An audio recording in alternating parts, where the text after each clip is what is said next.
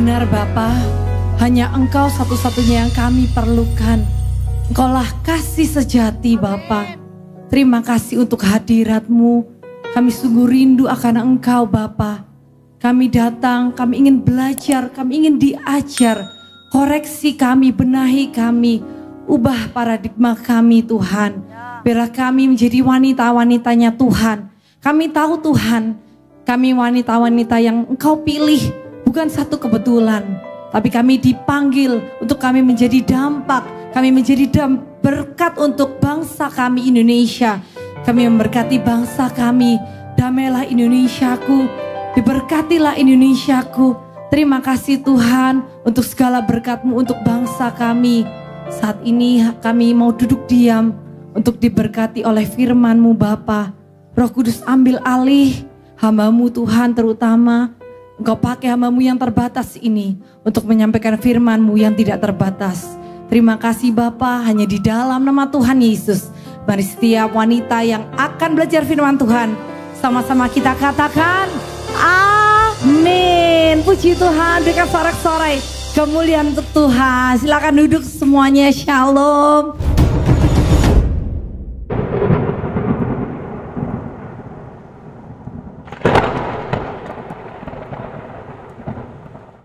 Para wanitanya Tuhan, welcome to GSJS Women. Coba toleh kanan kirinya, welcome to GSJS Women.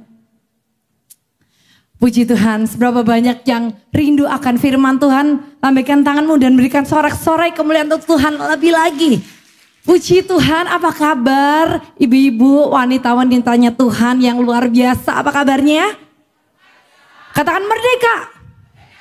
Waduh, cantik-cantik semuanya pada pakai kebaya ya. Hari ini kita spesial kemerdekaan. Sebab itu saya firman Tuhannya gak akan lama-lama, hanya 30 menit. Tadi panitia udah, Ceselin khotbahnya jangan lama-lama 30 menit. Oke, karena kita akan spesial, ada games dan lain-lain. Udah disiapkan panitia, jadi saya gak akan lama-lama. Karena itu ini waktu yang terpenting, saya mau minta perhatian teman-teman, ibu-ibu semuanya untuk kita belajar firman Tuhan. Karena dari kebenaran firman Tuhan maka kita akan kuat dalam menjalani hidup ini. Hari ini saya akan sharing firman Tuhan dan saya beri judul Learning How to Walk with God in Real Life. Atau bahasa Indonesianya adalah belajar bagaimana berjalan bersama Tuhan dalam kehidupan. Para wanitanya Tuhan, saya percaya wanita Tuhan itu penuh dengan tuntutan hidupnya. Kita dituntut untuk menjadi wanita yang sempurna. Kita dituntut menjadi wanita yang baik. Tutur katanya lembut. Ibu yang sempurna. Belum lagi ada standar kecantikan tertentu yang harus kita penuhi. Ya, terus kita juga ada tuntutan lingkungan. Ada tuntutan juga kita bersosialisasi. Ada tuntutan kita sebagai wanita berkarir juga. Dan itu tidaklah mudah. Siapa yang setuju sama saya bahwa menjadi wanita itu juga tidak mudah.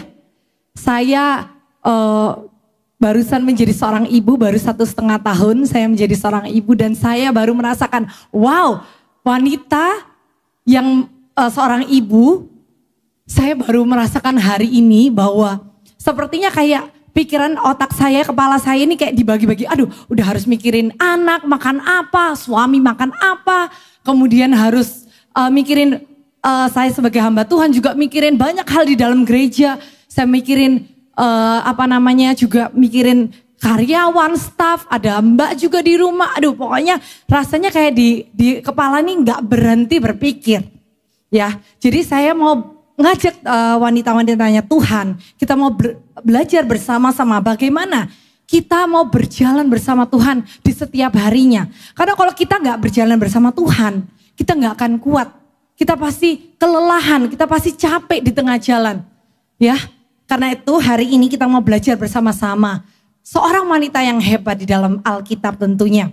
Nah, banyak tokoh di dalam Alkitab ya, ibu-ibu semuanya banyak mengalami pergumulan, banyak menghadapi tantangan. Tetapi mereka keluar semuanya menjadi seorang pemenang. Saya tulis di slide, orang yang mampu merespon terhadap pergumulan dengan benar, maka ia keluar menjadi pemenang.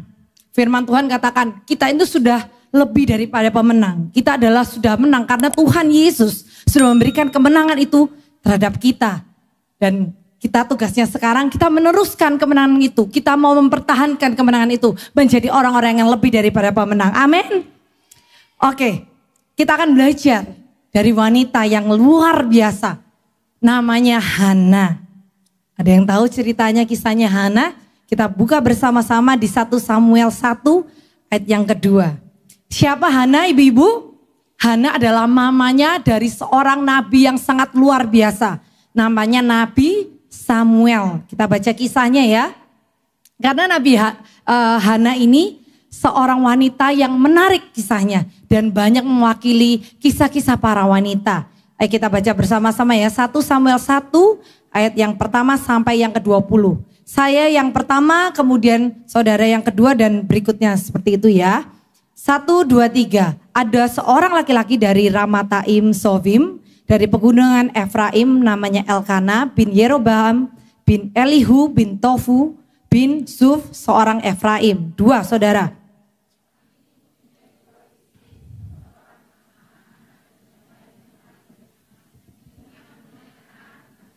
Tetapi Hana apa ibu-ibu? Tidak. 3 orang itu dari tahun ke tahun pergi meninggalkan kotanya untuk sujud menyembah dan mempersembahkan korban kepada Tuhan semesta alam di Silo. Di sana yang menjadi imam Tuhan ialah kedua anak Eli, Hofni dan Pinehas. 4.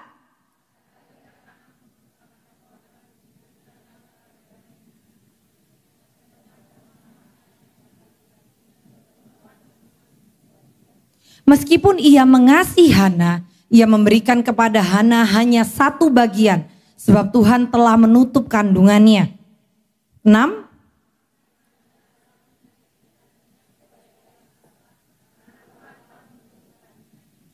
Demikianlah terjadi dari tahun ke tahun. Bayangkan ya, dari tahun ke tahun. Setiap kali Hana pergi ke rumah Tuhan, Penina menyakiti hati Hana, sehingga ia menangis dan tidak mau makan. 8.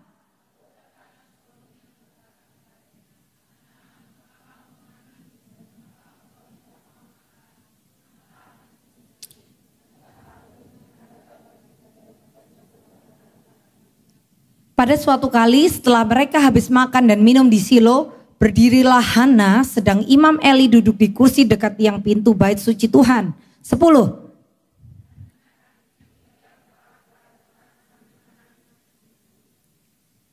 Kemudian bernasarlah ia, katanya, Tuhan semesta alam, jika sungguh-sungguh engkau memperhatikan sengsara hambamu ini, dan mengingat kepadaku dan tidak melupakan hambamu ini, tetapi memberikan kepada hambamu ini seorang anak laki-laki, maka aku akan memberikan dia kepada Tuhan untuk seumur hidupnya dan pisau cukur tidak akan menyentuh kepalanya. 12. Ketika perempuan itu terus-menerus berdoa,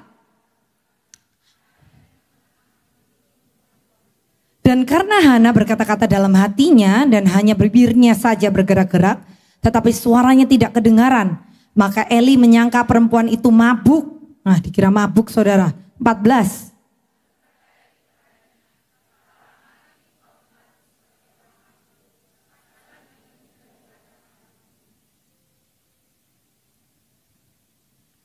Sampai ayat berapa?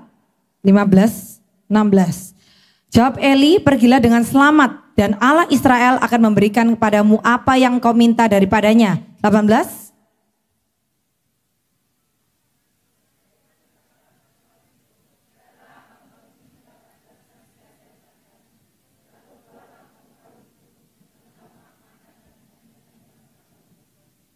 Keesokan harinya bangunlah mereka itu pagi-pagi lalu sujud menyembah di hadapan Tuhan.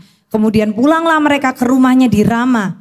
Ketika Elkana bersetubuh dengan Hana istrinya, Tuhan ingat kepadanya. 20 kita baca bersama-sama. Maka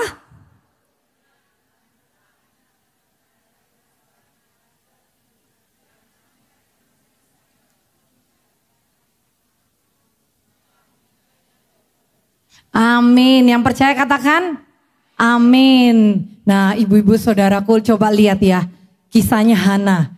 Bagaimana dia merespon akan masalahnya. Lihat, saya mau tulis di slide ya. Ada beberapa pergumulan yang luar biasa yang harus Hana hadapi. Yang pertama, Tuhan menutup kandungannya. Ibu-ibu, pergumulan ini sangat berat buat Hana. Kenapa? Karena di zaman Hana waktu itu gak beda zaman seperti sekarang. Kalau ibu-ibu gak bisa hamil, gak bisa mengandung, wah, penghakimannya luar biasa. Apalagi pada zaman itu, seorang wanita yang tidak bisa mengandung, dia dibilang sama firman Tuhan, dia kena kutuk. Bayangkan ya, dia dihakimi oleh teman-temannya, Bapak Ibu Saudaraku. Pergumulan ini terlalu berat bagi Hana, karena pergumulan ini berhubungan langsung dengan Tuhan, sehingga dia tidak bisa berbuat apa-apa. Saya bayangkan ya, Hana ini setiap hari pasti dia berdoa, dia berharap kepada Tuhan bahwa dia kepengen satu hari dia bisa mengandung seorang anak. Tetapi kenyataannya dia tidak bisa mengandung, saudaraku. Dan yang kedua, apa pergumulan Hana yang tadi kita sudah baca bersama-sama? Yang kedua adalah keluarganya menyakiti hatinya.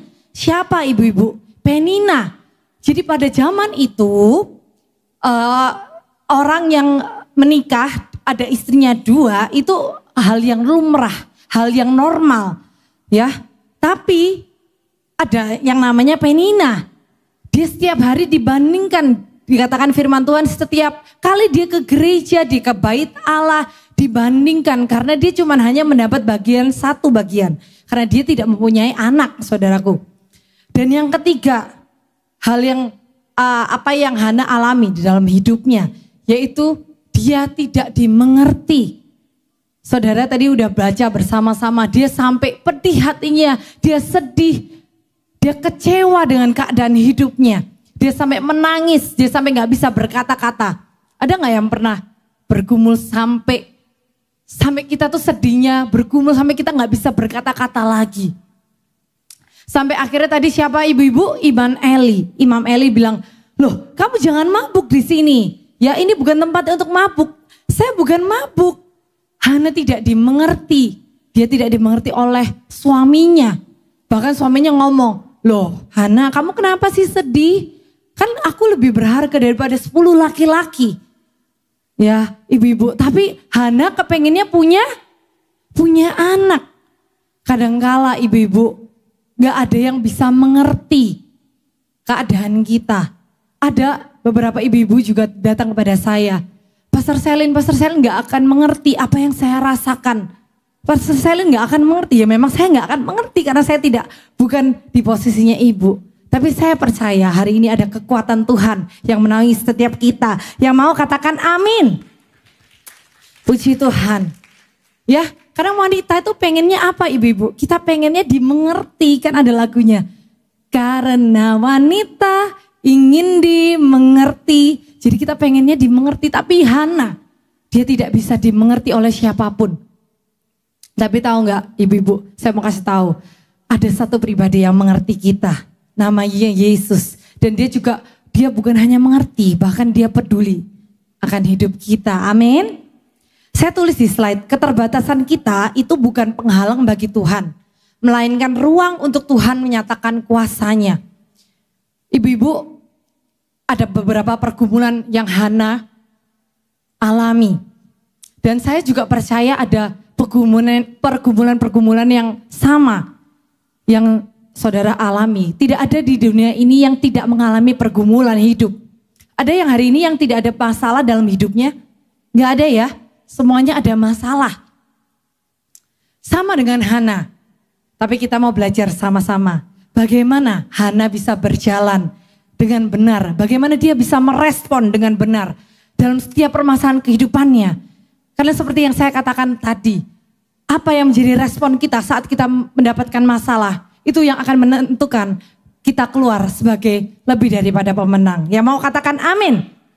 Ya jadi apa yang terlihat lemah di mata manusia itu adalah kelebihan Tuhan. Jadi ibu-ibu coba toleh kanan kirinya, jangan minder kalau kamu ada pergumulan. Amin. Karena setiap kita juga ada tantangan dan pergumulan.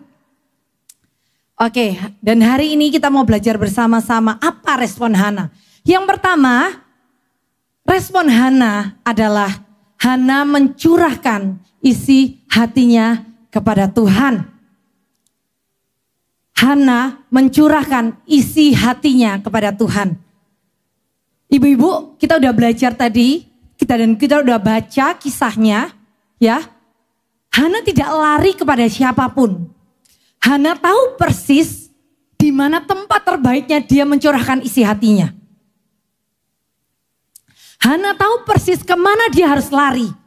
Sama seperti kita ketika kita sakit, ya, ibu-ibu ya. Ketika kita sakit, kita tahu, aduh kita sakit perut berhari-hari begitu ya. Kita harus tahu kemana tempat kita pergi. Nggak mungkin kita ke tukang jahit, bener nggak ibu-ibu? Nggak mungkin kita pergi ke toko swalayan gitu, supermarket. Nggak mungkin. Kita pasti pergi kemana ibu-ibu? Ke dokter. Seperti halnya waktu itu. Dia mengalami pergumulan yang berat, dia mandul. Dia dibandingkan oleh Penina. Dia disakiti. Dikatakan firman Tuhan setiap kali Penina melihat Hana, dia menganggap sebelah mata. Dia mengejek Hana. Tapi Hana tahu benar di mana dia mencurahkan isi hatinya. Perenungan kita hari ini, siapa yang menjadi tempat pelarian kita? Hari ini ibu-ibu, ayo kita jadikan Tuhan tempat pelarian utama kita. Jangan teman kita, teman-teman. Ibu-ibu, saya biasanya khotbah di youth ya. Jadi saya tuker-tuker. Jadi jangan jadikan tempat lain itu jadi tempat utama kita untuk bercerita curahan hati kita. Amin. Yang kedua, apa respon Hana? Hana menjaga hatinya tetap benar. Hana menjaga hatinya apa ibu-ibu? Tetap benar. Pergumulan harusnya kebanyakan dari orang ya.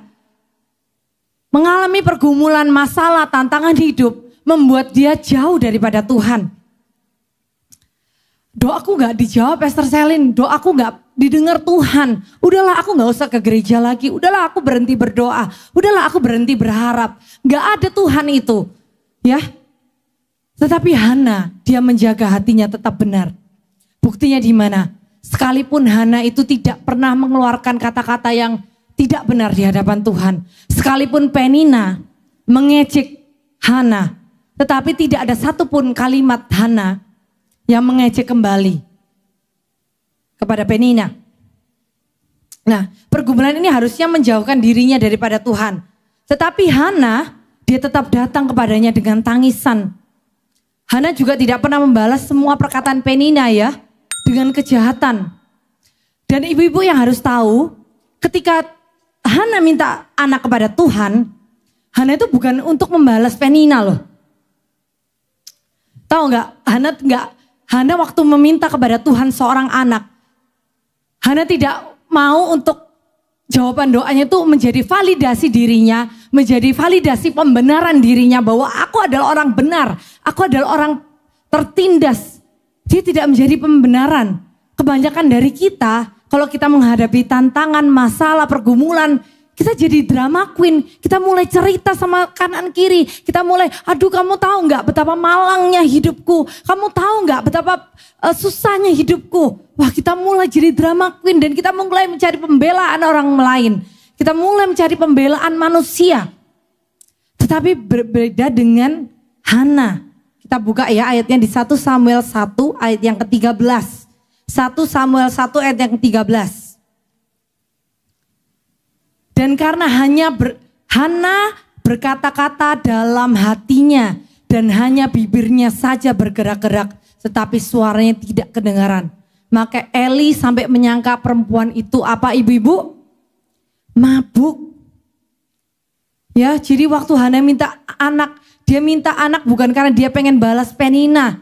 Hana bahkan buat janji kepada Tuhan. Dia katakan, Tuhan, kalau engkau mendengar isi hatiku, aku minta seorang anak laki-laki.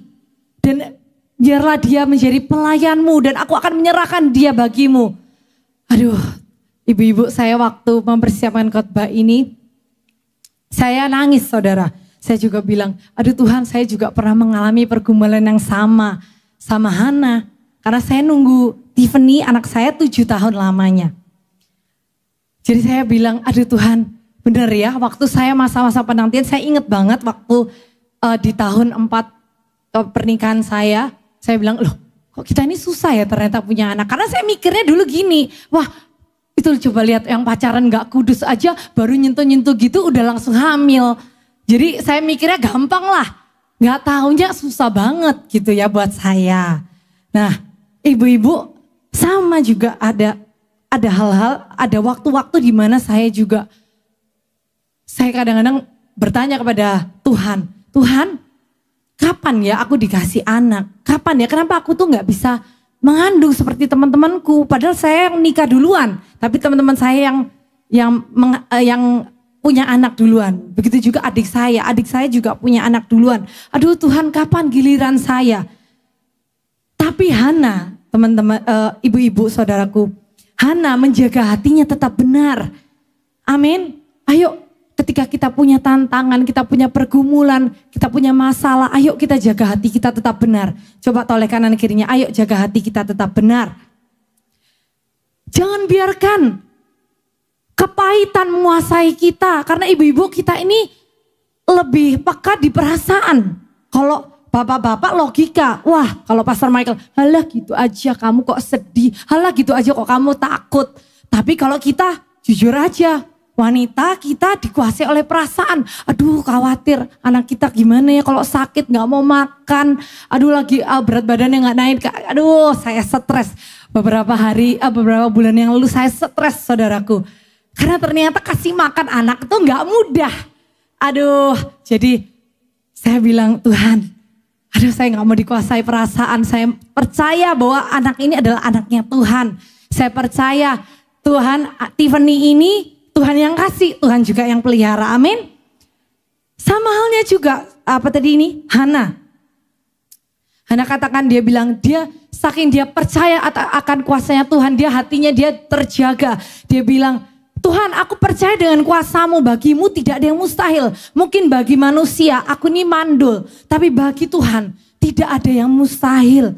Amin. 1 Samuel 1 ayat yang 18 dikatakan, sesudah itu berkatalah perempuan itu, biarlah hambamu ini mendapat belas kasihan daripadamu. Lalu keluarlah perempuan itu, ia mau makan dan mukanya tidak muram lagi. Coba lihat, boleh kita tuh ya kadang-kadang kita bergumul di dalam masalah kita aduh takut Tuhan takut.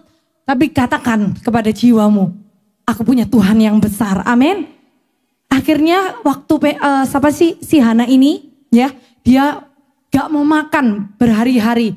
Tapi ketika dia punya kekuatan daripada Tuhan, dia pulang, dia mau makan lagi dan mukanya tidak muram lagi. Amin saudaraku.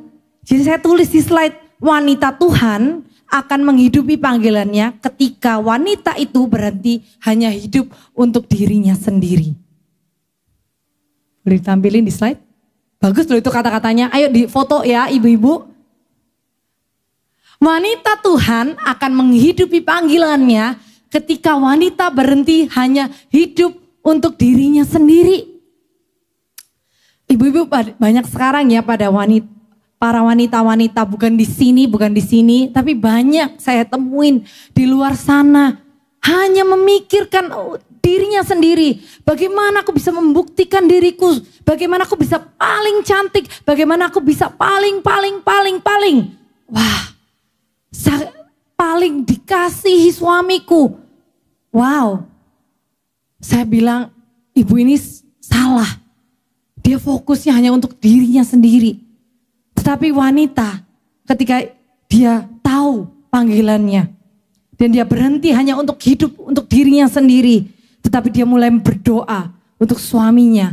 Dia mulai berdoa untuk anak-anaknya. Dia mulai berdoa untuk bangsanya. Dia mulai berdoa untuk gerejanya. Maka saya percaya ada dampak yang luar biasa. Amin.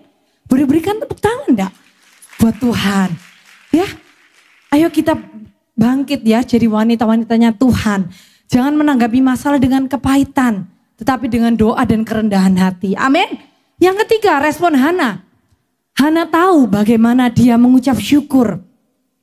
Di dalam pergumulan dia mengucap syukur, ada kekuatan. Di dalam ketika doanya tadi dijawab sama Tuhan, 1 tahun kemudian dia akhirnya mengandung anak laki-laki yang dia rindukan selama ini ya. Hana hanya percaya bahwa pertolongan yang sejati datangnya daripada Tuhan. Dan Hana tadi dia sudah berjanji ya, dia bernasar kepada Tuhan. Dan dia di akhir ceritanya dia menepati nasarnya. Dan firman Tuhan dicatat di 1 Samuel 2 ayat yang ke-1. Saya tulis di slide ya. 1 Samuel 2 ayat yang ke-1. Ini doanya Hana ketika dia sudah mendapat jawaban doa. Lalu berdoalah Hana katanya, hatiku ibu-ibu bersukaria karena Tuhan. Tanduk kekuatanku ditinggikan oleh Tuhan. Mulutku mencemooh musuhku sebab aku bersukacita karena pertolonganmu. Hana tahu bagaimana dia mengucap syukur. Seberapa banyak kita yang sudah membuat janji kepada Tuhan. Seberapa banyak kita sudah menepati janji kita. Ada banyak orang, banyak banget, gampang banget untuk membuat janji. Tetapi kapan kita tepati? Pertanyaannya. Ya, jadi kita harus mau belajar dari responnya Hana.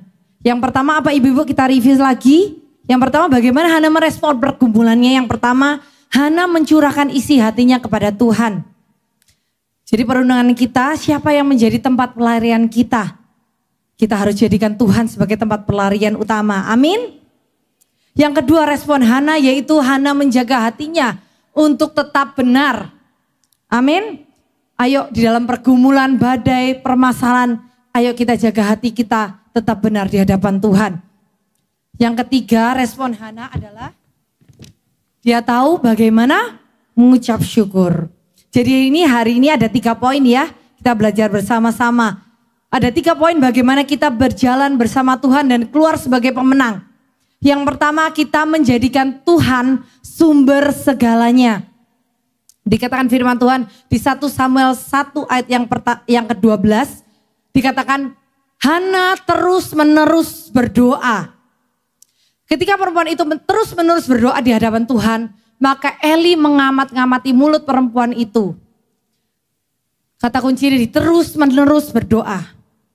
Coba katakan, terus-menerus berdoa. Ibu-ibu, kita harus terus-menerus berdoa. Arti terus-menerus berdoa itu tidak ada putus-putusnya. Kita berdoa kepada Tuhan. Ayo kita jangan bosen. Ayo Pastor Selin, kok doa lagi? Iya, karena itu adalah satu-satunya senjata yang bisa kita pakai. Kita gak punya kekuatan lain selain kita berdoa. Amin. Firman Tuhan katakan ketika perempuan itu terus-menerus berdoa di hadapan Tuhan, maka Tuhan mendengarkan doanya. Yang gak mungkin jadi mungkin di hadapan Tuhan. Ya, saya tulis di slide doa dengan sepenuh hati. Yang paling dalam adalah doa yang paling powerful. Ketika kita sudah kehabisan kata-kata, kita gak bisa ngomong lagi. Kita cuma bisa nangis, teriak sama Tuhan tentang keadaan kita. Ibu-ibu gak ada yang bisa nolong kita loh. Saya juga gak bisa nolong ibu-ibu, saya cuma bisa mendoakan, memberikan firman, kekuatan. Tapi ibu-ibu harus berdoa sendiri. Saya percaya doa dengan sepenuh hati, ya, yang paling dalam itu adalah doa yang powerful. Tuhan tuh paling gak tahan lihat anak-anaknya tuh bergumul di dalam permasalahan, apalagi tangisan. Amin. Saya percaya doa yang sepenuh hati itu, saya tulis lagi nih ada yang bagus. Doa yang sepenuh hati itu mengubah isi hati terlebih dahulu, bukan masalahnya. Saya ulangi lagi ya. Doa yang sepenuh hati itu mengubah isi hati terlebih dahulu, bukan masalahnya. Seringkali Tuhan itu berproses di dalam doa kita. Tuhan ingin mengubah hati kita terlebih dahulu. Tuhan mau memulihkan hati kita terlebih dahulu. Ada gak ya sampah-sampah? Ada gak ya yang harus kita bersihkan di dalam hati kita? Jadi doa yang sepenuh hati Tuhan mau membereskan. Ketika sakit hati yang Hana rasakan waktu itu, kepada Penina, aduh kesel banget, aku dibully, aku dikata-katain, aku diperlakukan tidak adil. Dia mencurahkan isi hatinya kepada Tuhan. Dan doa yang sepenuh hati itu memfilter isi hati kita. Terlebih dahulu bukan masalah kita. Tuhan memperbarui hati kita masing-masing. Amin. Mau ya diperbarui hati kita. Karena kalau hatinya kita gak bersih, kita gak mungkin jadi berkat buat anak-anak kita. Kita gak mungkin menjadi berkat buat suami kita, bahkan bangsa kita. Mulu-mulu banget. Ayo kita mau hari ini juga, kita mau doa dengan sepenuh hati. Ayo kita masuk kamar. Kita mau kunci kamar kita mau berdoa saat teduh kepada Tuhan. Seperti firman Tuhan yang sudah disampaikan Pastor Michael. Ya jangan lupa Selah. Selah itu adalah sumber kekuatan kita. Amin. Yes. Amsal yang kedua ada bagaimana kita berjalan bersama Tuhan dan kita keluar menjadi pemenang. Yang kedua kita menjaga hati tetap benar. Amin. Amsal 4 ayat yang 23 dikatakan jagalah hatimu dengan segala kewaspadaan karena dari situ terpancar kehidupan. Jadi kita sangat penting untuk menjaga hati kita. Saya tulis di slide jangan terfokus pada hal-hal yang berada di luar kendalimu. Lebih baik tentukan bagaimana kamu akan merespon dengan tepat. Jangan berfokus kepada hal-hal yang berada di luar kendalimu. Lebih baik tentukan bagaimana kamu akan merespon dengan tepat. Seringkali kita terlalu fokus kepada hal-hal yang tidak bisa kita kendalikan, ibu-ibu. Sebagai wanita, sebagai ibu-ibu kita pasti kepengen banget mengendalikan semuanya, bener gak? Kita pengen mengendalikan rumah, pokoknya paling udah beres. Terus kerjaan beres, anak-anak beres, semua sempurna. Tapi ternyata kenyataannya kita tuh juga terbatas, ibu-ibu semuanya. Ya. Dan kita hari ini belajar, janganlah kita terlalu terfokus kepada hal-hal yang kita tidak bisa kendalikan. Tapi kita bisa menentukan bagaimana kita mengambil langkah berikutnya. Amin. Karena itu ayo kita mau sama-sama duduk di kaki Tuhan supaya kita tahu fokus kita yang benar. Dan yang ketiga yang terakhir saya undang kita bangkit berdiri semuanya. Yang ketiga kita harus selalu mengucap syukur. Seperti tadi Hana tahu bagaimana mengucap syukur. Efesus 5 ayat yang ke-20 dikatakan ucaplah syukur senantiasa atas segala sesuatu dalam nama Tuhan kita Yesus Kristus kepada Allah dan Bapa kita. Amin. Saya tulis di slide ketika kita memusatkan perhatian pada segala hal yang Tuhan telah anugerahkan dalam hidup kita dan stop membandingkan, maka kita akan lebih bisa bersyukur. Amin ibu-ibu. Kalau kita membandingkan kanan, kita membandingkan kiri, terus kita melihat diri kita sendiri, aduh selalu ada yang kurang. Benar gak ibu-ibu? Berapa banyak di sini suka scroll sosial media, kemudian kita membandingkan hidup kita. Wah, ibu ini kok cantik banget ya, ibu ini kok langsing banget ya, ibu ini kok cakep banget ya, apapun kok dikerjakan berhasil ya. Wah, kita hanya lihat kesempurnaan daripada hidup orang, tetapi kita tidak tahu pergumulan hidupnya. Dan semua orang itu punya pergumulan ibu-ibu. Ya, karena itu ayo kita mau lihat. Kita mau fokuskan hidup kita kepada kebaikan Tuhan. Tandanya Hana bersyukur dia menepati janjinya. Dia menepati nazarnya. Saudara bayangkan, saya membayangkan waktu Hana, dia sudah mengandung, dia melahirkan Samuel, dia membesarkan Samuel. Kemudian Samuel itu harus diserahkan di gereja, di bait Allah. Bayangkan betapa dia mengasihi Samuel. Anak yang ditunggu-tunggu, anak yang dikasihi. Tetapi dia tahu mengucap syukur kepada Tuhan. Tuhan, ini adalah anak daripada Tuhan. Karena itu aku juga mau memberikan kembali kepada Tuhan. Dan tahu nggak, Tuhan itu bukan Tuhan yang diam. Tuhan tahu kalau anak-anaknya setia, anak-anaknya baik, ya. Tuhan itu mau menambah-nambahkan berkat buat anak-anaknya. Tahu nggak? Di akhir kisahnya Hana, dia nggak cuman hamil Samuel, tapi dia punya 3 anak laki-laki dan 2 anak perempuan. Beri tepuk tangan dong buat Tuhan. Ya, hari ini kita mau belajar bersama-sama dari Hana. Bagaimana kita bisa kuat menjalani hidup ini. Yang pertama apa ibu-ibu tadi? Kita harus menjadikan Tuhan sumber segalanya. Yang kedua, kita harus menjaga hati kita tetap benar. Dan yang ketiga, kita selalu mengucap syukur. Saya percaya ketika kita melakukan firman Tuhan, saya percaya kehidupan kita akan keluar lebih daripada pemenang. Berikan tepuk tangan buat Tuhan.